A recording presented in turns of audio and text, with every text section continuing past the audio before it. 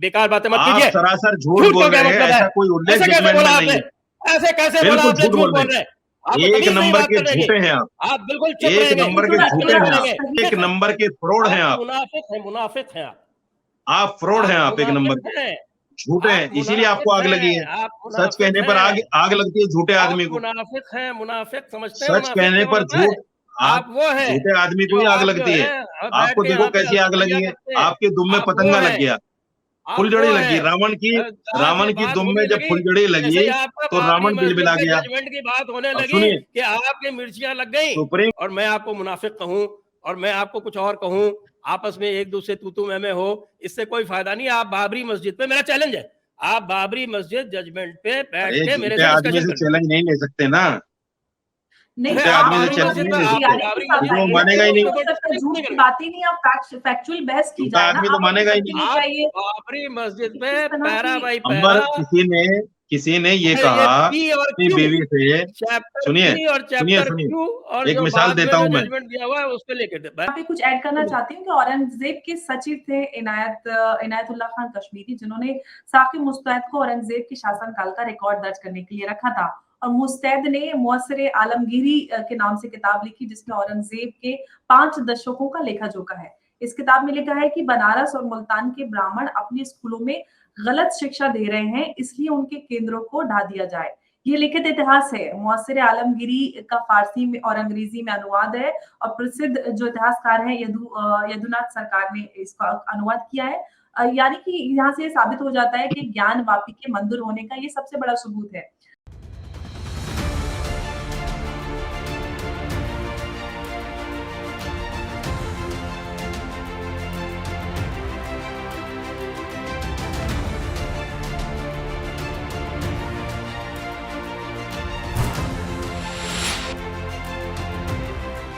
दोस्तों, मैं अंबर जैदी और स्वागत है आप सबका आज के हमारे खास कार्यक्रम इट्स डिबेटेबल में। प्रोग्राम को शुरू करने से पहले मैं आप सबके साथ एक वीडियो साझा करना चाहती हूँ। पहले आप उस वीडियो को देखिए, फिर आगे हम जो चर्चा का बोझ विषय कर करवा रहे हैं, लोगों को पैसा देकर याचिकाएं डलवा रहे हैं, वकीलों को खरीद कर उनको खड़ा कर रहे हैं। ये सब जानबूझकर हो रहा है, आरएसएस और बीजेपी के इशारे पर हो रहा है, सरकार इसमें शामिल है। आप क्या समझ रहे हैं कि विवाद थमने वाला है? ये विवाद थमने वाला नहीं है। इस देश का जब तक विभाजन नहीं होगा, टुकड़े टुकड़े ये देश नहीं होगा, जब तक ये देश श्रीलंका नहीं बन जाएगा, ये मनुवादी लोग, ये इस टाइप की जहनियत रखने वाले लोग जो इस देश को सही और उन्नत पर देखना नहीं चाहते, ये इसको तोड़ कर रहेंगे, देख लीजिएगा। विभाजन कौन? आप सबने ये वीडियो देखा और आज हम जिस मुद्दे पर चर्चा करेंगे उसकी मैं आज बात कर लेती हूँ कि बनारस के ज्ञानवापी मामले में एक दिलचस्प मोड़ आ गया है। वहाँ सर्वे से संबंधित वीडियो लीक हो गया है, जो कि मीडिया में वायरल भी हो रहा है और हम देख रहे हैं कि सारे ही मीडिया चैनल्स हो, मीडिया पोर्टल्स हो, सोशल मीडिया हो, हर जगह उस वीडियो को वायरल होता देख रहे हैं, जिसमें इस हिंदू पक्ष का आरोप है कि प्रेस कॉन्फ्रेंस करके उन्होंने दावा किया है कि साजिश के तहत वीडियो को वायरल करके हमें बदनाम करने की कोशिश की जा रही है, जबकि मुस्लिम पक्ष का दावा है कि उनके पास वीडियो की कॉपी मौजूद नहीं है और इसीलिए लीक होने की जिम्मेदारी तो हिंदू पक्ष की है। तो ये पूरा विवाद वाराणसी का जो स्थानीय अदालत है, जो वहाँ की जिला अदालत, वहाँ इस मामले को भेजा गया। वायरल हुए वीडियो का को शिवलिंग जैसी आकृति जिसमें हम देख सकते हैं और राजस्थान जो प्रशासनिक सेवा के पूर्व अधिकारी संजय दीक्षित जी हमारे साथ हैं इसी पर चर्चा करने के लिए, और साथ ही साथ मौलाना रशीदी इस्लामिक स्कॉलर हैं और आप सबके जाने पहचाने हैं। मैं भारतीय प्रशासनिक सेवा का पूर्व अधिकारी हूँ अंबर जी, राजस्थान प्रशासनिक सेवा का जी भारतीय प्रशासनिक सेवा के पूर्व अधिकारी हैं और मौलाना रशीदी हैं हमारे साथ इस पर चर्चा करने के लिए। आज की चर्चा से पहले मैंने आप सबको एक वीडियो दिखाया जिसमें आपको एक आरोप था कि भारत में मौलाना रशीदी ने जो कहा था कि बहुसंख्यकवाद है चल रहा है और जिसकी वजह से देश टूटने का खतरा है। और ये वीडियो हमने कुछ दिन पहले रिकॉर्ड किया था, जिसकी वजह से कुछ गलतफहमियां हो गई थी। आई होप आप सब को ये साफ हो गया होगा। मौलाना रशीदी, सबसे पहला मैं सवाल आपसे करना चाहती हूँ कि उम्मीद है कि आपकी शिकायत अब दूर हो गई होगी। इसका कॉन्टेक्स्ट क्या है, ये जो आपने जी। वीडियो दिखाया है, इसका क्या कॉन्टेक्स्ट है और ये एक्चुअली आज की चर्चा में इसका ये क्या मौलाना संदर्भ है? रशीदी को नहीं, आज की इस चर्चा में नहीं का संदर्भ नहीं है, सिर्फ और सिर्फ ये है कि मौलाना रशीदी की शिकायत थी कि कहीं ना कहीं गलत ढंग से लोगों तक उनकी बात पहुंची। तो सिर्फ एक क्लैरिफिकेशन के लिए मैंने ये वीडियो दिखाया है, बाकी हम चर्चा, जो विषय है चर्चा का, वो उसी पे करेंगे। नहीं, तो जिस तरह से बोला गया है उस तरह से तो यही लगता है कि मौलाना रशीदी जो है वो देश के विभाजन की अपील कर रहे हैं। इसमें से कोई क्लैरिफिकेशन तो हुआ नहीं, उसको सुन के तो यही लगता है। मौलाना साहब खुद नहीं, बता दें मैंने क्या कहना पूरा चाहते एक बार फिर से वीडियो, जी हाँ, मैं उनसे ये सवाल कर रही हूँ। मौलाना रशीदी, उम्मीद है कि आपकी शिकायत अभी दूर हो गई होगी और जो आज का हमारा मुद्दा है उस पे हम बात करते हैं। और वीडियो जो सबके सामने जो लीक हुआ है, जो शिवलिंग का वीडियो है और जो सर्वे का वीडियो है, उस पे आप क्या कहना चाहते हैं? और देखिए, आपको याद होगा जब ज्ञानवापी का सर्वे हुआ था, सर्वे होने के बाद में वो रिपोर्ट लीक हो गई थी, जिसकी वजह से जी। कोर्ट ने एक्शन लेते हुए सर्वे कमीशन को हटा दिया था। अब दोनों पक्षों को ये सर्वे रिपोर्ट सौंपी गई है और मैं आपको बता दूं आपकी जानकारी के लिए कि कोर्ट ने बाकायदा दोनों पार्टियों से हलफनामा लिया है कि ये सर्वे रिपोर्ट लीक नहीं होगी, लेकिन फिर लीक हो गई। जैसे ही सर्वे रिपोर्ट मिली वैसे ही लीक हो गई और वैसे ही वीडियो चैनलों पर, तमाम टीवी चैनलों पर ये दिखाया जाने लगा कि साहब यहाँ स्वास्तिक का चिन्ह है, यहाँ त्रिशूल है, यहाँ फला है, ये है, वो सारी चीजें वो टीवी पर आ गई। तो मेरा कहना यह है कि जिस तरह सर्वे कमीशन को हटाया गया था रिपोर्ट लीक होने की वजह से, आज जैसे ये रिपोर्ट लीक हुई है तो जाहिर बात है कि दो पक्षों के पास ये वीडियो थी, हिंदू पक्ष के पास भी थी, मुस्लिम पक्ष के पास भी थी। मैं जो शुरू से देखता और सुनता आया हूं, मुस्लिम पक्ष के जितने वकील हैं वो तमाम के तमाम इस बात को बार बार कहते हैं कि साहब कोर्ट फैसला करेगा, कोर्ट फैसला करेगा, जो भी कोर्ट में होगा हम उसको मानेंगे। लेकिन हिंदू पक्ष के वकील को मैंने देखा है, अंबर आप भी साथ में थी मेरे कई प्रोग्रामों में, हमेशा विष्णु शंकर जैन उसको शिवलिंग साबित करने के लिए एड़ी चोटी का जोर लगाते हैं।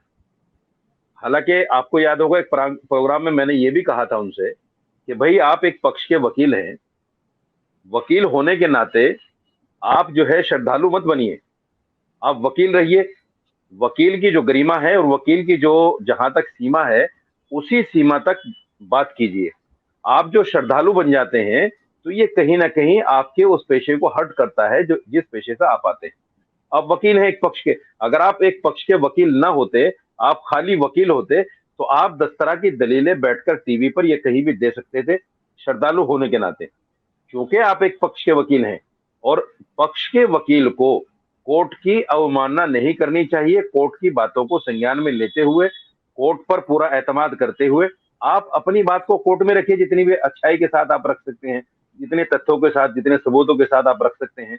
लेकिन टीवी पर बैठकर अगर आप ये साबित करेंगे कि साहब ये शिवलिंग है और ये मस्जिद देखिए, इसमें फला चीज मुझे मिल गई है और फला चीज मैंने देख ली है, इसको यहाँ से खुदाई कीजिए, ये मिलेगा, वहां से खुदाई, तो ये सारी चीजें जो है एक वकील को, जो एक पक्ष का वकील हो, वो जेब नहीं देता। मैंने कई प्रोग्रामों में ये बात कही, मैं आज भी कहना चाहता हूं और मैं खुला मैं इस बात के लिए कहना चाहता हूं कि ये जो रिपोर्ट लीक हुई है ये विष्णु शंकर जैन ने ही लीक की है, क्योंकि उन्होंने पहले ही जब ये लीक हुआ था सर्वे रिपोर्ट, तो आपको याद होगा कि एक याचिकाकर्ता ने बाहर आकर ये कह दिया था बाबा मिल गए, और बाबा मिलने के बाद जो कुछ हुआ तमाम टीवी चैनलों पर वो आपने भी देखा, मैंने भी देखा, संजय जी ने भी देखा और सबने देखा है और आज तक वही चल रहा है। कल ये रिपोर्ट लीक हुई है, कल से तमाम चैनलों पर, मुझे ये देखिए कि 11 बजे तक मैं भी चैनलों पर था, हर चैनल इस बात को साबित करने में लगा हुआ है कि ये मस्जिद नहीं मंदिर है, ये मस्जिद नहीं मंदिर है।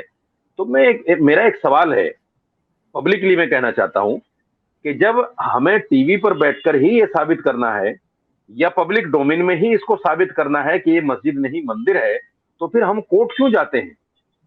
कोर्ट जाने का हमारा मकसद क्या रह गया फिर? या कोर्ट की गरिमा, कोर्ट की अहमियत क्या रह गई हमारी नजरों में, जब हमें बाहर ही साबित करना है सारा कुछ? तो ये सब कुछ जो हो रहा है, ये सब ठीक नहीं हो रहा है, ये गलत है सब।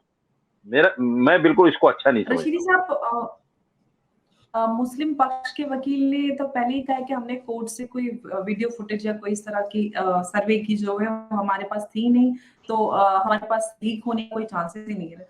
अच्छा दीक्षित साहब, मैं आपसे ये सवाल करती हूँ कि आप एक प्रशासनिक अधिकारी हैं और आप तो जानते ही होंगे कि ये मामला कोर्ट में लंबित है। ऐसे में सबूत लीक हो जाना, आखिर इसके पीछे कौन लोग हो सकते हैं और क्या ये कैसे हो गया?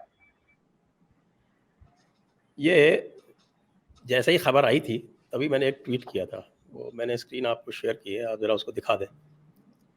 क्योंकि मैं प्रशासनिक अधिकारी होने के अलावा एक वकील भी हूँ, तो मैं ये दांव पेच बहुत अच्छी तरह से समझता हूँ। ये देखिए अच्छा। कि क्या लिखा मैंने इसमें, ये ट्वीट किया है। जैसे ही टाइम्स नाउ ने कहा कि Gyanvapi survey twist, Gyanvapi proof handed over to the petitioners after signing an undertaking to ensure tapes are not leak to the public domain. अभी मौलाना साहब खुद कह रहे हैं दोनों पक्षों को दी गई और दोनों पक्षों को ये दी गई है। तो मैंने क्या लिखा उसमें, wonderful news, please ensure that Muslim side does not leak the videos in order to spite the plaintiffs. ये सब कंट्रोवर्सी शुरू होने के पहले की बात है। वो इसलिए है कि चूंकि मैं सिर्फ स्वयं जानता हूँ कोर्ट क्राफ्ट के, दूसरे को सामने के रॉन्ग साइड में दिखाने के लिए क्या टैक्टिक्स की जाती हैं, तो उस टैक्टिक्स का पार्ट हो सकता है। बहरहाल किसने लीक की है ये मौलाना साजिद रशीदी यहाँ पर डिक्लेयर नहीं कर सकते, ये जज नहीं है। ये जज साहब ने जिन्होंने अंडरटेकिंग रिसीव की है और जिन्होंने अंडरटेकिंग साइन की है, ये उनका काम है कि वो इसका इन्वेस्टिगेशन करें और पता लगाएं। क्योंकि मुझे ये भी समाचार मिला, जो मैं देख रहा हूँ टीवी पे चल रहा है, कि जो पिटिशनर्स हैं उन्होंने एज इट इज़ अपने जो सील बंद थे कि भैया हमने तो सील खोली भी नहीं, ये लो सील बंद, आप इसकी जाँच करो। तो ये जाँच का विषय है। और वैसे भी सबूत लीक होने और ना होने से इस पूरे जो विवाद है और ये जो पूरा जो लिटिगेशन चल रहा है, इसके कोर्स पे कोई बहुत अधिक प्रभाव नहीं पड़ने वाला है। क्योंकि इसको यदि हम पूरा डिस्कस करेंगे तो हम पाएंगे कि जो प्ली है, मैं यदि प्ली देखूं, दोनों तरह से डिस्कस करूं, तो जो मुस्लिम साइड की प्ली है उसके मुख्यतः दो अंग हैं। वो एक तो दीन मोहम्मद का 1937 का केस है, उसको लेकर चलते हैं, और दूसरा जो है वो प्लेसेस ऑफ वर्शिप एक्ट को लेकर चलते हैं। और उसी के आधार पे उन्होंने जो ऑर्डर 7 रूल 11 की जो रिजेक्शन ऑफ प्लेंट की जो प्ली है वो लगाई है। तो कहना है कि ये मेंटेनेबल नहीं है, उसी के ऊपर बहस हो रही है। उसके काउंटर में जो भी कहा जा रहा है वो ये कहा जा रहा है कि जो सेक्शन 711 की जो नॉन मेंटेनेबिलिटी की जो प्ली है वो बिना सबूत के, बिना फैक्ट्स के डिसाइड नहीं हो सकती। अब मैं आपको बता दूं, 35 साल के प्रशासनिक अनुभव में और जो भी मेरा एज एडवोकेट अनुभव है, मेरी वाइफ भी वकील है पिछले 25 साल से, उनका जो अनुभव है, ऑर्डर 7 रूल 11 की जितनी भी एप्लीकेशंस लगती हैं उसमें 90% से अतिरिक्त, 90% से अधिक यह कह के मुलतवी की जाती हैं कि इसका निर्णय इस स्टेज पर नहीं हो सकता, क्योंकि यह न्याय और तथ्यों का मिश्रित प्रश्न है। It is a mixed question of law and fact, और इसलिए 7/11 की जो पिटिशन है एविडेंस लीड करके ही डिसाइड होती है 90% से ऊपर केसेस में। तो सबूत लीक हुआ नहीं हुआ, ये सब जो है, ये सब माहौल बनाने की कोशिश है। ये इस पक्ष से भी हो सकती है, उस पक्ष से भी हो सकती है, और किसी एक पर इस प्रकार का आरोप नहीं मढ़ा जा सकता। क्योंकि मेरे विचार में जो भी केस है उसको केस की तरह से यदि हम डिस्कस कर ले तो स्थितियां जो है वो अधिक साफ हो जाएंगी।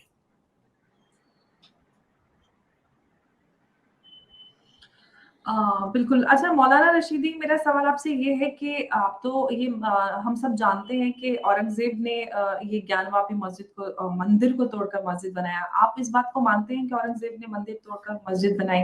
और अगर मानते हैं तो फिर तो ये गैर इस्लामिक हो जाता है कि किसी धार्मिक स्थल को तोड़कर उसपे मस्जिद बनाई जाए। आप क्या कहते हैं इस पूरे उस पे? क्योंकि कई सारे इतिहासकार, इनफैक्ट कुछ मुस्लिम इतिहासकार ने भी इस बात को माना है कि औरंगज़ेब ने इसको तोड़कर बनाया। देखिए, इसमें अंबर 2-3 तरह के उल्लेख मिलते हैं हिस्ट्री में। एक उल्लेख ये भी है कि ये मस्जिद अकबर के ज़माने की है और अकबर के ज़माने में उनके 9 रत्नों में से एक रत्न थे टोडरमल, उन्होंने इस बराबर में मंदिर को बनाया। दूसरे एक उल्लेख ये भी मिलता है कि औरंगज़ेब ने इस मस्जिद को अस्सर-ए-नौ नहीं बनाया, बल्कि इस मस्जिद का रिनोवेशन कराया। यानी खस्ता हालत थी तो उसको दोबारा से तामीर कराया, नए सिरे से नहीं बनाया कि बाकायदा इसको जो है। और पुख्ता सबूत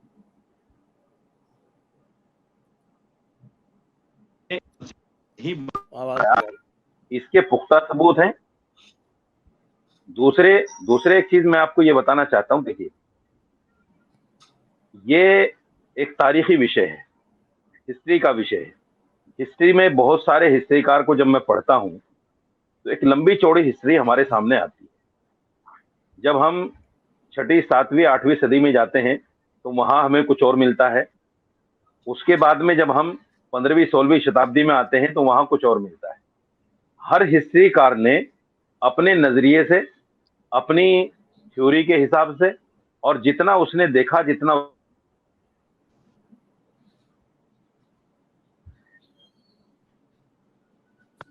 कि हम औरंगजेब को गालियां देकर, औरंगजेब को बदनाम करके और औरंगजेब के साथ साथ आज के मुसलमानों को बदनाम करके, औरंगजेब को बदनाम करना या मुगलों को बदनाम करना, उसके पीछे मकसद ये नहीं है कि उनको सिर्फ बदनाम करना है। उनके पीछे मकसद ये है कि आज के मुसलमानों को कहीं ना कहीं नीचा दिखाया जाए और ये बताया जाए कि तुम्हारे जो पेशरो थे या तुम्हारे जो बादशाह थे उस जमाने के, उन्होंने हिंदुओं के ऊपर जुल्म किया है। रोमिला थापर जो है एक हिस्ट्रियन है, उन्होंने लिखा है कि साहब 84,000 मठों को तोड़कर, 84,000 मठों को तोड़कर मंदिर बने हुए हैं। और स्वामी विवेकानंद ने बाकायदा 2-3 मंदिरों को कोड किया है, मैं नाम नहीं लेना चाहता। उन्होंने बाकायदा कहा कि हमने 2 इन बड़े मंदिरों का शुद्धिकरण किया है, यानी मठों से मंदिरों में चेंज करके इनका शुद्धिकरण करके हमने इनको मंदिर बनाया। तो मैं इस बात पर नहीं जाता कि साहब हिस्ट्रीकार ने क्या लिखा है। मैं सिर्फ ये मानना चाहता हूं कि हमारा देश जब आजाद हुआ उसके बाद में एक एक्ट बना और एक्ट ये बना कि साहब बाबरी मस्जिद का केस तो अलग रखिए, लेकिन इसके अलावा जितने भी मजहबी मकामात हैं, जितने भी रिलीजियस प्लेस हैं, उस पर कोई कार्रवाई अब के बाद नहीं होगी। मैं 2-3 बातें उस बिल की आपको बता देना चाहता हूं। सेक्शन 3 ये कहता है कि किसी भी रिलीजियस प्लेस का कोई हिस्सा या पूरा, उसका स्ट्रक्चर हम चेंज नहीं कर सकते। कोई हिस्सा या पूरा, ये बाकायदा सेक्शन 3 में लिखा हुआ है। और सेक्शन 3 में ये भी लिखा है कि अगर किसी वजह से ये भी साबित हो जाए कि ये जगह मस्जिद तोड़कर मंदिर बना है या मंदिर तोड़कर मस्जिद बना है, तो भी आप उसके रिलीजियस स्ट्रक्चर को जो आज है, जो 1947 में था, उसको आप चेंज नहीं करते। ये सेक्शन 3 कहता है। सेक्शन 4(2) ये कहता है कि अगर कोई कानूनी कार्रवाई इस पर चल रही है, यानी जब ये बिल आया उस वक्त की बात कर रहा हूं, कि अगर कोई कानूनी कार्रवाई किसी मजहबी मकाम पर चल रही है, रिलीजियस प्लेस पर चल रही है, तो वो खत्म हो जाएगी और आइंदा कोई कानूनी कार्रवाई उस पर नहीं चलाई जाएगी। ये 1991 का केस कहता है। उसके बाद में अब आप देखिए, ये जो ज्ञानवापी का प्रकरण हुआ है, ज्ञानवापी के प्रकरण में जिस तरीके से सेशन कोर्ट ने कई चीजों की अनदेखी की है, उसको भी ध्यान में रखना चाहिए।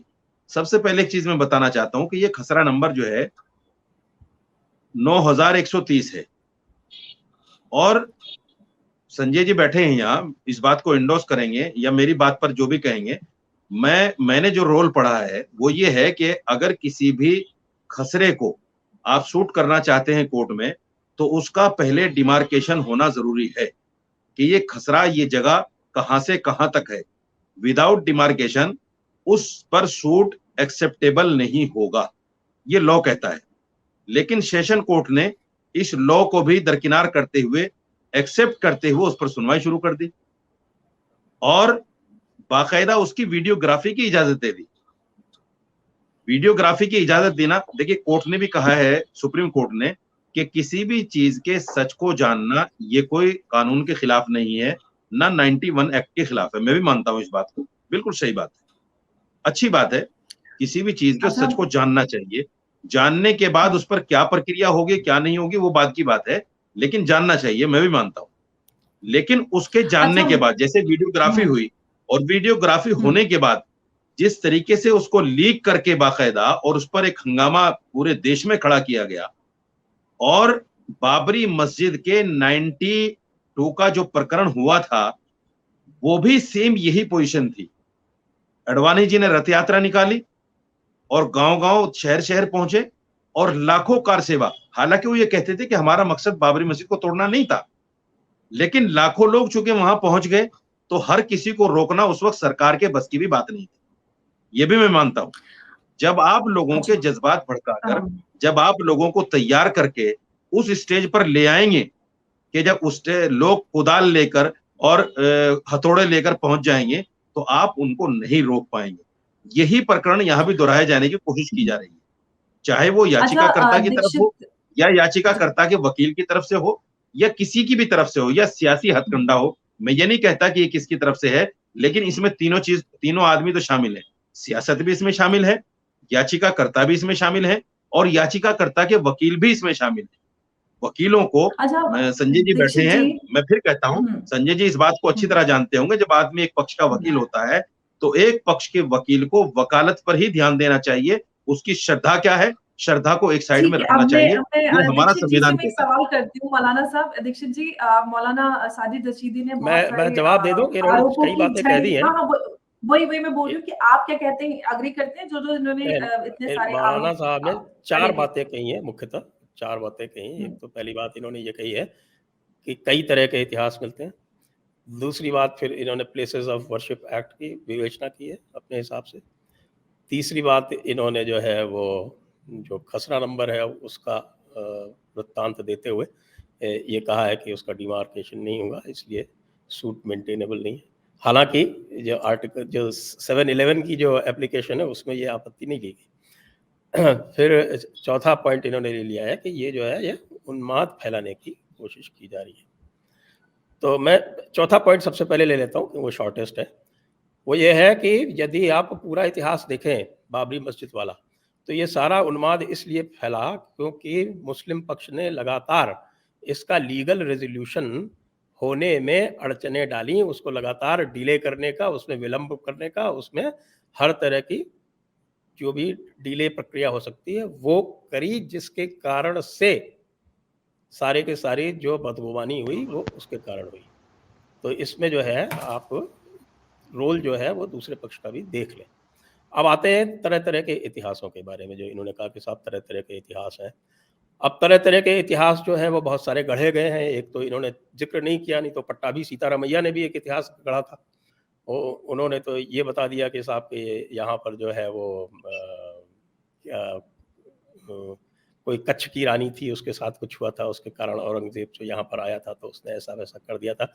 ये बात बाद में पट्टाभी सीतारामैया ने NG गोरे, जो कांग्रेस के एक बहुत प्रसिद्ध नेता थे, उनसे स्वयं स्वीकार की, जो कि GB मेंडले जो बहुत प्रसिद्ध इतिहासकार हैं उनके सामने उन्होंने कही। उन्होंने आर्टिकल लिखा आज से कई साल पहले कि पट्टाभी सीतारामैया ने उनसे स्वीकार किया कि ये तो मैंने इसलिए किया था कि जिससे हिंदू मुसलमानों में जो इख्तलाफ है वो ख़त्म हो जाए। तो वो झूठ साबित हो चुकी है उसको, लेकिन मार्क्सिस्ट इतिहासकारों ने उठा के बार बार उसको कोशिश की परोसने की। लेकिन अब तो इरफान हबीब ने भी मान लिया है कि औरंगजेब ने मंदिर तोड़ा था। तो मुस्लिम पक्ष के सबसे बड़े इतिहासकार तो वही माने जाते हैं। जब उन्होंने ही स्वीकार कर लिया तो फिर बाकी कुछ रहा नहीं आपके पास। तो ये जो तरह तरह की जो हिस्ट्री आप बताते हैं, अभी बोला कि साहब की क्या ये बार-बार मैंने सुना है इनको, मौलाना साहब को कई जगह बोलते हैं कि साहब की ये बड़े सारे स्तूप जो है वो किए गए, उनको हटाया गया, उनकी जगह मंदिर बनाए गए। जयपुर डायलॉग्स की तरफ से हमने एक ऑफ़र दिया है, और वो ऑफ़र दिया है कि एक भी ऐसा, चाहे बुद्धिस्ट या जैन, कोई भी मंदिर जो है, कोई भी हमारा बुद्धिस्ट भाई और जैन मंदिर एक इस तरह की क्लेम लेके आ जाए, सिद्ध कर दे जिस प्रकार से हम लीगल तरीके से प्रयास कर रहे हैं, हम उसको खुशी-खुशी हैंडओवर कर देंगे। क्या मुस्लिम पक्ष इसके लिए तैयार है? क्योंकि हम तो कम से कम, हमारे पास तो 2000 डॉक्यूमेंटेड केसेस हैं जिसमें हम सिद्ध कर देंगे कि यहाँ की मंदिर तोड़ के मस्जिद बनाई गई। आप तैयार हैं क्या? हम तो तैयार हैं। अगर हमने किसी भी बुद्धिस्ट टेम्पल पे, किसी भी जैन टेम्पल पे अतिक्रमण करके फोर्सिबली मंदिर बनाया हो, तो हम उनको हैंड ओवर कर देंगे। आप तैयार हैं क्या? मैं आपका जवाब देता हूँ। आपने 4 बातें सुनिए। कही थी, अभी मैं 2 पे ही आया हूँ, अभी तो 2 बाकी हैं। चलिए, चलिए, वो बात रख आपने लीजिए, बहुत उसके समय बाद लिया था, आप मेरे को भी पूरी बात करने दीजिए ना। नहीं, बिल्कुल कहिए, बिल्कुल उसके कहिए। उसके उसके बाद फिर आप आए प्लेसेस ऑफ वर्शिप एक्ट पे। इसपे मीनाक्षी जैन ने एक बहुत अच्छी पुस्तक लिखी है, फ्लाइट्स ऑफ डेटीज। उसमें ये जितना भी ये दुष्प्रचार किया जाता है, वो उसको पूरी तरह से उन्होंने खंडित कर दिया है। मैं मौलाना साहब को सलाह दूंगा कि उसको पढ़ लें, आपकी जितनी भी शंकाएं हैं वो निर्मूल हो जाएंगी उससे। अब आते हैं हम प्लेसेस ऑफ वर्शिप एक्ट के ऊपर। इसके पहले प्लेसेस ऑफ वर्शिप एक्ट का तो सहारा ले रहे हैं मौलाना साहब, लेकिन जो केस सेटअप किया गया है मुस्लिम साइड की तरफ से, अंजुमन इंतजामिया कमेटी की तरफ से, उसमें दीन मोहम्मद का केस भी बहुत प्रमुखता से लिया गया है। और दीन मोहम्मद के केस में भी उसी खसरा नंबर 9130 का उल्लेख है जिसकी बात यहाँ हो रही है। तो वो 9130 का जो वो सूट जो स्टैब्लिश हुआ था 1936 में दीन मोहम्मद द्वारा, अच्छा वो हिंदू पक्ष उसमें पार्टी भी नहीं था, पार्टी उसमें केवल स्टेट थी। और स्टेट के विरुद्ध उसमें भी केस क्या था दीन मोहम्मद का। ये दीन मोहम्मद का केस इसलिए भी नहीं बताते क्योंकि दीन मोहम्मद के केस में जब आ जाएगा तो ये पता चलेगा कि जहाँ पर ये वजू खाना है और जितना भी जो इस वक्त जो अंदर की जो बिल्डिंग है उसके बाहर का जितना भी क्षेत्र है, वो अंग्रेज जज ने और हाई कोर्ट ने, उस समय इलाहाबाद हाई कोर्ट ने वो ये कहा था कि इनको बिलोंग नहीं करती। ये दीन मोहम्मद के केस का लबोलबाब है। और जहाँ तक उसमें कहते हैं कि साहब की ये वक्फ की प्रॉपर्टी मान ली गई थी, उसमें कोई डिक्लेरेशन नहीं मांगा गया था वक्फ के लिए, और हिंदुओं की संपत्ति के ऊपर वक्फ का डिक्लेरेशन मांगा भी नहीं जा सकता। अभी अभी एक सुप्रीम कोर्ट में केस डिसाइड हुआ है राजस्थान गवर्नमेंट के विरुद्ध, भीलवाड़ा के केस में जो जिंदल सौ ने लगाया था, जिसमें ये हुआ कि साहब की बगैर सोर्स जाने हुए कि किस सोर्स से वो डेडिकेट की गई है प्रॉपर्टी, उसको वक्फ नहीं माना जा सकता। तो ये केस तो अभी हम लाएंगे, अभी तो आप देखते रहिए। और अब आए प्लेसेस ऑफ वर्शिप एक्ट की बात करते हैं। प्लेसेस ऑफ वर्शिप एक्ट क्या कहता है? सेक्शन 3 कहता है कन्वर्शन पे बार नहीं है। बिल्कुल ठीक है। तो जब कन्वर्शन पे बार नहीं है तो आपने शिवलिंग को कैसे कन्वर्ट कर दिया? वहां पर पूजा होती थी श्रृंगार गौरी की 1992 तक तो डेली होती थी, यह निर्विवाद है। और निर्विवाद इसलिए भी है कि प्रशासन ने पुनः अनुमति दे दी, क्योंकि प्रशासन ने जब श्रृंगार गौरी की पूजा डेली जो बंद की थी और बंद करने के बाद फिर उसको लिमिट कर दिया था कि साल में एक बार होगी, उसका कोई आदेश नहीं था। जब उसका कोई आदेश मांगा गया, जब आरटीआई लगाई गई, जब पता चला कोई आदेश नहीं है, मुकदमा हो गया है, तो प्रशासन ने चुपचाप फिर से अलाउ कर दी। जहां पूजा हो रही है लगातार, जहां आज तक किसी भी प्रकार का हिंदू पक्ष ने अपना दावा नहीं छोड़ा है, वो वही केस है जो अयोध्या का केस है। ये सेक्शन 3 की बात है। तो यदि आप प्लेसेस ऑफ वर्शिप एक्ट को इंसिस्ट करेंगे तो वो places of worship act conversion वाला जो है वो हिंदू पक्ष के हक में साबित होगा जाके, क्योंकि कन्वर्शन का काम जो है वो मुस्लिम पक्ष ने किया है। 1992 के बाद में ये बैरिकेडिंग जो लगाई गई है, ये बैरिकेडिंग पहले नहीं थी, क्योंकि दीन मोहम्मद के केस में ये तय हो चुका था कि पूरा का पूरा जो इंक्लोजर का पार्ट है ये मुस्लिम पक्ष का नहीं है। चलिए अब आते हैं सेक्शन 4 पे। एक मिनट पूरी बात मैं कुछ बातें हमने आपके बीच में नहीं बोला, आपके बीच में नहीं बोला, आपको समय मिलेगा, आप आराम से इसकी काट कीजिएगा। सेक्शन 4 के बारे में आते हैं। तो सेक्शन 4 क्या कहता है? सेक्शन 4 जो है वो 1947 की कट ऑफ डेट देता है। और ये कहता है कि कोई भी जो किसी भी प्रकार का लिटिगेशन जो है वो इंस्टीट्यूट नहीं किया जा सकेगा। अब ये जो बात है 1947 के प्लेसेस ऑफ वर्शिप एक्ट के बारे में, और ये कहा है कि साहब किसी भी प्लेस का जो रिलीजियस कैरेक्टर है वो चेंज नहीं किया जा सकेगा। तो रिलीजियस कैरेक्टर चेंज नहीं किया जा सकेगा तो उसके लिए पहली बात यह है कि उसके लिए रिलीजियस कैरेक्टर डिटरमिन करना पड़ेगा। यह पता तो लगाना पड़ेगा कि उस प्लेस का रिलीजियस कैरेक्टर क्या था। यदि एक ही जगह पर दो पक्ष दावा कर रहे हैं, वो कह रहे हैं कि ये मंदिर था, दूसरा कह रहा है कि मस्जिद थी, तो उसका निपटारा कैसे होगा, रिलीजियस कैरेक्टर कैसे होगा?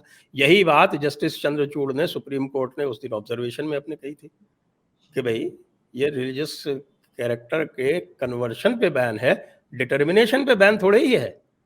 तो हिंदू पक्ष भी यही मांग रहा है कि भाई इसका डिटर्मिनेशन कीजिए। दूसरी एक और बात है, इसका सेक्शन 43B और 43A। तो 43A क्या कहता है? 43A कहता है कि इसके परव्यू से एंशंट और हिस्टोरिकल मॉन्यूमेंट्स ये एग्जेम्प्टेड हैं, और वो एंशंट और हिस्टोरिकल मॉन्यूमेंट्स जो आर्कियोलॉजिकल एक्ट के अंतर्गत आते हैं वो भी एग्जेम्प्टेड है।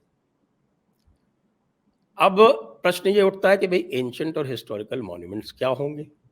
तो एंशंट और हिस्टोरिकल मॉन्यूमेंट की जो एकमात्र परिभाषा है वो इसी ancient and historical monument archaeologically protected and remains act जो है, ये आपका जो एक्ट है इसका एग्जैक्ट नाम मैं बता दूं कहिए तो आपको, तो उसके अंतर्गत वो प्लेसेस ऑफ वर्शिप एक्ट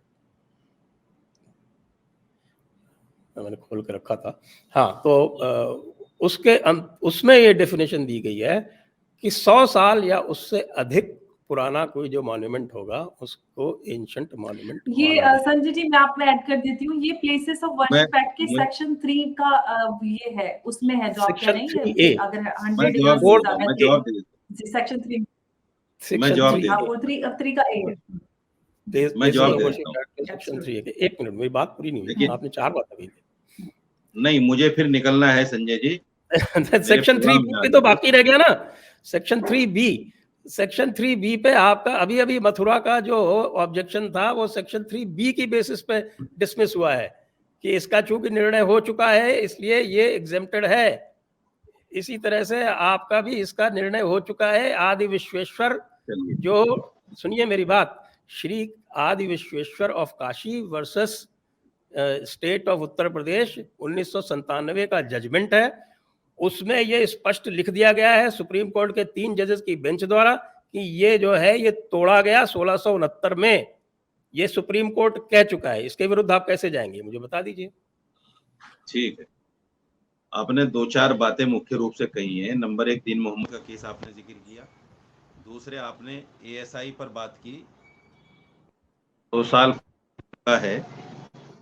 तीसरे, आपने एक चीज ये कही है, बड़ी अजीब बात, आप पढ़े लिखे हैं, वकील हैं, आपको जानना चाहिए जो 9130 खसरे की मैंने बात की थी डिमार्केशन की, और दीन मोहम्मद के केस में उसका जिक्र है, मैं मानता हूं, लेकिन डिमार्केशन 1937 का नहीं माना जाएगा मेरे भाई। डिमार्केशन जब हम आजाद हुए, आजादी के बाद में हमारे तमाम खसरों के, तमाम खतूनियों की हमारी डिमार्केशन हुई है, तमाम जगहों की हमारी चकबंदी हुई है। ये बात आपको याद रखनी चाहिए। जो हमारी आप भूल जाते हैं कि मेरा काम ही रेवेन्यू एडमिनिस्ट्रेशन है। प्लीज, मैं बोला नहीं बीच, 30 जो है वो जिस सेटलमेंट के रेफरेंस मैं बोला नहीं, गलत बात है, के रेफरेंस से मिलेगा। फिर मैं आपको बिल्कुल नहीं बोलने दूंगा, ये गलत बात है। बोलिए। देखिए, आजादी के बाद में जो हमारी चकबंदियां हुई हैं, हमारे खसरे खतूनियों की डिमार्केशन हुई है, जो भी चीजें हैं वो ही एप्लीकेबल होंगी। 1937 में क्या था, डिमार्केशन हुआ था नहीं हुआ था, ये एप्लीकेबल है ही नहीं, नंबर 1। दूसरी बात, आपने कहा कि साहब वहां 92 तक पूजा होती थी। ये बहुत बड़ा झूठ हिंदू पक्ष की तरफ से बोला जाता है। इबादत होती, पूजा होती थी, आज भी होती है, लेकिन वो जगह मस्जिद के 10 फीट की दूरी के बाद है। मस्जिद में ना 92 में पूजा हुई है, ना 92 से पहले पूजा हुई है। मस्जिद में नहीं हुई कभी, ना हौज पर हुई है, ना मस्जिद के अंदर हुई है। ये जगह नंदी की जो पूजा करते हैं लोग, सॉरी गौरी श्रृंगार की, वो बिल्कुल 10 फुट की दूरी पर है। मस्जिद के अंदर कभी पूजा नहीं हुई है। भ्रम फैलाने की कोशिश की जाती है कि साहब 92 तक वहां पूजा होती रही, फिर उस पर बैन लगा दिया गया और फिर उसको 1 साल के लिए कर दिया गया। मैं ये कहता हूं कि जहां आप गौरी श्रृंगार की पूजा कर रहे हैं, मैं भी सरकार से मांग करता हूं कि आपको इजाजत दी जाए 365 दिन करने की, मुझे भी ऐतराज नहीं है। लेकिन जब आप लोग ये कहते हैं कि साहब भ्रम फैलाकर कि 1992 तक वहां पूजा होती रही, यानी ये बताने और जताने की कोशिश की जाती है झूठ बोलकर कि साहब मस्जिद में पूजा होती रही है। मस्जिद में तो दीन मोहम्मद के केस में 1937 में जो जजमेंट आया था, उसमें बाकायदा, मैं आपको ऑर्डर की कॉपी भेज दूंगा, मुझे नंबर दीजिएगा, मेरे पास सामने उसमें रखी है, मैं लिखा पढ़ है, के बता दूं? उसमें लिखा है कि साहब ये वक्फ हनफी की जगह है, इसमें सैकड़ों साल से नमाज होती है और इसमें साल में एक बार उर्स भी होता है। उर्स का भी जिक्र है, अगर आपने उस जजमेंट को पढ़ा हो, उर्स का भी जिक्र है कि उर्स भी होता है। तो आप 1937 के जजमेंट को अगर आप तुलना करेंगे कि भाई 92 तक हमारी पूजा होती रही मस्जिद में और 1937 में वहां नमाज होती थी, तो इसको कौन मान लेगा? कोई भी नहीं मानेगा। दूसरी बात, आपने सेक्शन 3 का जो जिक्र किया है या सेक्शन 4 का जो जिक्र किया है, देखिए बात सुनिए, हर कोई आदमी जहां भी कानून में शोषा अपने लिए मिलता है, जैसे आपने उसको निकालने की कोशिश की, हालांकि वो है नहीं, जो कुछ भी अपने बातें सेक्शन 4 सेक्शन 3 के बारे में बताई हैं, वो चीजें है नहीं। देखिए कानून तो साफ है, कानून में किसी तरह का कोई लोचा है ही नहीं। अगर कानून में कोई लचक होती तो 1991 में ये कानून बनाने की जरूरत ही पेश इसलिए आई, मैं आपकी जानकारी की, बहुत सारी जगहों पर हिंदू पक्ष दावा करते थे, जैसा आज भी करते हैं, हालांकि कानून उनके सामने है। वो कहते हैं 3,000, कोई कहता है 33,000, कोई कहता है 35,000, कोई कहता है 40,000। तो मैं ये कहना चाहता हूं, जब एक कानून है, उस कानून का उल्लंघन करते हुए कोई भी याचिका एक्सेप्टेबल अगर होगी, कोई करेगा, तो वो इस कानून का उल्लंघन है, साफ साफ, इसमें कोई दो राय है ही नहीं। मैं ये कहता हूं, अगर आप लोगों को लीगल रेमेडी चाहिए तो आपके पास तो ऑप्शन है, सरकार आपकी है और फुल बहुमत के साथ है। आप पार्लियामेंट जाइए ना बजाय कोर्ट जाने के। आप जो कोर्ट में जा रहे हैं कि साहब 1991 के प्लेसेस ऑफ वर्शिप एक्ट को खत्म कर दीजिए, आप पार्लियामेंट में जाइए ना, आप मोदी जी से कहिए, आप अमित शाह जी से कहिए कि भाई एक काम कीजिए, बहुत सारे केस आपने वापस ले लिए, जैसे अभी किसान बिल वापस लिया है, इसको भी वापस ले लीजिए। कोर्ट में जाने की जरूरत क्या है आपको इसके लिए? आपके पास तो एक लीगल वे है, पार्लियामेंट में सरकार आपकी है और फुल बहुमत के साथ है। दफा 377 को खत्म किया, नोटबंदी की, ट्रिपल तलाक बिल लेके आए और किसान बिल लेके आए और जिसको वापस लेना पड़ा। ये सारे उदाहरण आपके सामने हैं। तो आप सीधा सीधा सुनिए, 1 मिनट सुनिए, हड़बड़ाहट नहीं, आप सीधा सीधा पार्लियामेंट जाइए, पार्लियामेंट के ऊपर दबाव बनाइए और आप कहिए कि भाई आपका कैसे, ये आपकी कैसी आस्था है, ये आपकी कैसी आस्था है, आप हिंदू होकर आप लोग कोर्ट नहीं गए थे क्या? अरे सुन लीजिए ना सर सुन लीजिए ना, आपको तो सुप्रीम कोर्ट ने भी आईना दिखाया है। आप लोगों ने झूठ फैलाया था कि बाबरी मस्जिद मंदिर तोड़कर बनाई गई है। सुप्रीम कोर्ट ने साफ कहा है कि हमें ऐसा कोई तथ्य नहीं मिला जिससे मंदिर तोड़कर मस्जिद बनाई। हाँ, कुछ चीजें मिली है, उससे ये साबित नहीं होता कि मंदिर इसके नीचे बोल रहे हैं, ये सरासर झूठ है। और मैं आपको बाबरी मस्जिद जजमेंट मेरे सामने खुला हुआ बीच में बोल रहे हैं, देखिए मैं तो बोला नहीं था, आप बीच में बोल रहे हैं। बाबरी मस्जिद इस हड़बड़ी से साफ पता चलता है, इस हड़बड़ी से साफ पता चलता है कि जब झूठ की परतें खुलती हैं तो आदमी कैसे मचलता है, कैसे हड़बड़ाता है। अच्छा सबको पता चलता है। मचलाहट किधर हो रही है तो दिख रहा है। मैं तो आपको कह रहा हूँ, मैं बाबरी मस्जिद का जजमेंट आपको पढ़ के सुना देता हूँ, मेरे सामने खुला हुआ है। अच्छा अंबर सुनिए, अब मैं देखिए मेरा प्रोग्राम में जाऊंगा, इस प्रोग्राम को खत्म कर लीजिए प्लीज। जी मैं यहाँ पे कुछ ऐड करना चाहती हूँ, बस। हाँ 5 मिनट दे दीजिए, मैं इसको वाइंड अप करूंगी भी। मैं यहाँ पे कुछ ऐड करना चाहती हूँ कि औरंगजेब के सचिव थे इनायतुल्लाह खान कश्मीरी, जिन्होंने साकिब मुस्तैद को औरंगजेब के शासनकाल का रिकॉर्ड दर्ज करने के लिए रखा था। और मुस्तैद ने मुअस्सरे आलमगीरी के नाम से किताब लिखी, जिसमें औरंगजेब के 5 दशकों का लेखा जोखा है। इस किताब में लिखा है कि बनारस और मुल्तान के ब्राह्मण अपने स्कूलों में गलत शिक्षा दे रहे हैं, इसलिए उनके केंद्रों को ढा दिया जाए। ये लिखित इतिहास है। मुअस्सरे आलमगीरी का फारसी में और अंग्रेजी में अनुवाद है और प्रसिद्ध जो इतिहासकार हैं यदुनाथ सरकार ने इसका अनुवाद किया है। यानी कि यहाँ से साबित हो जाता है कि ज्ञान वापी के मंदिर होने का ये सबसे बड़ा सबूत है। कुछ कहना चाह रहे थे आप दीक्षित साहब? रिचर्ड एटन को पढ़ लीजिए आप, रिचर्ड एटन को पढ़ लीजिए। अगर रिचर्ड एटन को आप पढ़ लेंगे, वो भी इतिहासकार हैं रिचर्ड एटन।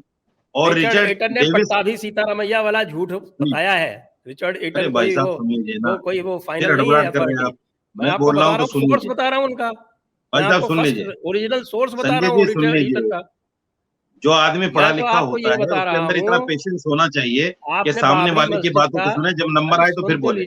मैंने बोलना शुरू कर दिया था। जजमेंट का उल्लेख किया, बाबरी मस्जिद में ये साफ साफ होल्ड किया गया है कि जो हिंदुओं की फेथ और जो श्रद्धा है उसके अनुसार जजमेंट दिया जाएगा। और हिंदुओं की फेथ और श्रद्धा आज तक है कि ये विशेश्वर स्थान है। और ये सुप्रीम कोर्ट के जजमेंट में ऐसा कोई उल्लेख नहीं है कि श्रद्धा पर हम झूठ बोल रहे हैं। आदि बेकार बातें मत कीजिए, सरासर झूठ बोल रहे हैं। ऐसा कोई उल्लेख जजमेंट में नहीं है। ऐसे कैसे बोला? झूठ बोल रहे हैं। एक नंबर के झूठे हैं आप बिल्कुल एक नंबर के झूठे हैं। जजमेंट आस्था पर फैसला, कोर्ट आस्था पर फैसला दे ही नहीं सकता। आप झूठे हैं एक नंबर के। भाई साहब आप झूठे हैं एक नंबर के। आप एक नंबर के फ्रॉड हैं आप। मुनाफिक हैं आप फ्रॉड हैं आप एक नंबर के। झूठे हैं, इसीलिए आपको आग लगी है। सच कहने पर आग लगती है झूठे आदमी को। मुनाफिक समझते हैं। सच कहने पर झूठ आप वो है, झूठे आदमी को ही आग लगती है। आपको देखो कैसी आग लगी है। आपके दुम में पतंगा लग गया, फुलझड़ी लगी। रावण की दुम में जब फुलझड़ी लगी तो रावण बिलबिला गया। बात होने लगी कि आपकी मिर्चियां लग गई। सुप्रीम कोर्ट का जो फैसला है भाई साहब, सुप्रीम कोर्ट का जो फैसला है आस्था पर नहीं है। सुप्रीम कोर्ट ने जो फैसला दिया था अपने विशेष अधिकार का इस्तेमाल करते हुए दिया था। आप झूठ बोल रहे हैं लोगों को। उन्होंने कहा कि हम अपने विशेष अधिकार 142 का इस्तेमाल करते हुए ये जगह रामलला को देते हैं। आपसे बड़ा झूठा तो इतिहास में नहीं है कोई। सुन लो उसका जजमेंट है क्या। अब छोड़िए अंबर, माफ कीजिएगा। देखिए जो आदमी 2 और 2 5 मानता है वो 4 मान ही नहीं सकता। ये उन लोगों में से है कि 2 और 2 5 होते हैं। बताइए सुप्रीम कोर्ट को झुठला रहे हैं कि भाई आस्था पर फैसला दिया है। इतना बड़ा झूठ देश के सामने, इतना बड़ा झूठ। आज कोर्ट फैसला दे ही नहीं सकता आस्था पर। अरे दिया है आप, झूठे हैं आप देखिए, आप मुनाफिक हैं। आप बेकार की बातें करते रहिए। और भाई साहब आप झूठे हैं। जो है 1 नहीं 2 नहीं 4 जजमेंट है। अंबर छोड़िए इस बात को, बहस लंबी चली जाएगी। अब इसको वाइंड अप कर लीजिए प्रोग्राम को अपने। हो गया। सारी दुनिया जानती है कि कोर्ट ने फैसला आस्था पर दिया ही नहीं, और जगह जगह उल्लेख किया है कि कोर्ट आस्था पर फैसले नहीं करता। रंजन गोगोई ने भी ये बात कही थी शुरू में कि कोर्ट आस्था पर फैसला नहीं करेगा, और ये झूठे कह रहे हैं बैठकर कि साहब आस्था पर फैसला दे दिया। आप बाबरी मस्जिद जजमेंट पे, अंबर जी, बाबरी मस्जिद जजमेंट पे एक और आपसे ज्यादा पढ़े लिखे हैं। अल्लाह का शुक्र है। डिस्कशन करिए। ये बजाय इसके ये सही है और मैं आपको मुनाफिक कहूँ और मैं आपको कुछ और कहूँ, आपस में एक दूसरे तू मैं हो, इससे कोई फायदा नहीं। आप बाबरी मस्जिद पे, मेरा चैलेंज है, आप बाबरी मस्जिद जजमेंट पे बैठ के मेरे से चैलेंज नहीं ले सकते ना। नहीं,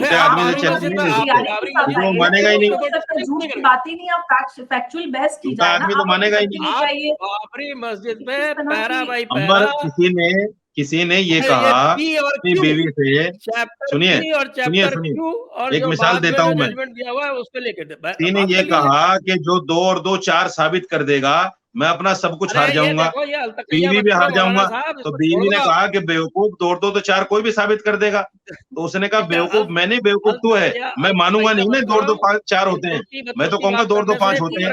ये तो उन लोगों में से है। आपको अब चलिए ठीक है, मैं बंद कर रहा हूँ, आप बंद कर लीजिए। मुझे निकलना, फौरन निकलना है, गाड़ी आई हुई मेरी। झूठ बोलते हैं और ऐसे झूठे लोगों के साथ मुझे ना बिठाया करो भाई। ऐसे झूठे लोगों के साथ मत बिठाया करो मुझे। फालतू देखिए, बकवास मत कर मौलाना, पढ़े लिखे शब्दों लोगों के साथ की बिठाया करो। आप बकवास मत कर, आप शब्दों का इस्तेमाल ज्यादा मत बकवास कीजिए। करने की जरूरत ये नहीं है। अनपढ़ लोग हैं, देखिए, अनपढ़ लोग हैं, अरे इनसे बहस मुनाफिक करना अपने मत ज्ञान को, कीजिए। अरे अपने जाहिल, आप ज्ञान शब्दों को का बेकार इस्तेमाल मत करना है। कीजिए। मुझे सिर्फ अनपढ़ लोग कुछ हैं ये। सेकंड दे दीजिए, मैं शो को वाइंड अप कर रही मुनाफिक, हूँ। जाहिल, देखिए, क्या कहूँ तेरे को? अयोध्या मामला हम सिवाया सबके होए, सामने है मूर्ख से और मूर्ख लड़े, तुरंत लड़ाई होए। कोर्ट का रूलिंग को पढ़ वही वाली सकते, बात है फैसले ना कि पढ़ा क्या जा बोलते हैं सकता उसको है कि और हीरा दोनों वहां ही खोलिए, मेरी बात कोई जहाँ भी सुनने कुंजड़ों के लिए की तैयार हाट, नहीं है। तो यहाँ कुंजड़े कोर्ट का बैठे हैं, फैसला उनके सामने है सामने और हम क्या जब हीरा ज्ञान खोले? वापी की हम बात कर रहे हैं तो ज्ञान वापी में भी बहुत सारे तथ्य हैं, इतिहासकारों की बहुत सारी दलीलें सामने हैं। मुझे लगता है वो सारी चीजें हमें पढ़कर उनके आधार पर, फैक्ट के आधार पर बहस करनी चाहिए। मौलाना रशीदी साहब और संजय दीक्षित जी, आप दोनों का बहुत बहुत शुक्रिया चर्चा में जुड़ने के लिए। और आज के लिए आप सबके साथ इतना ही, और दोनों ने बहुत अपने अपने पक्ष का रखा और तथ्यों के साथ बहस की, उसके लिए बहुत बहुत शुक्रिया। नमस्कार, जय हिंद।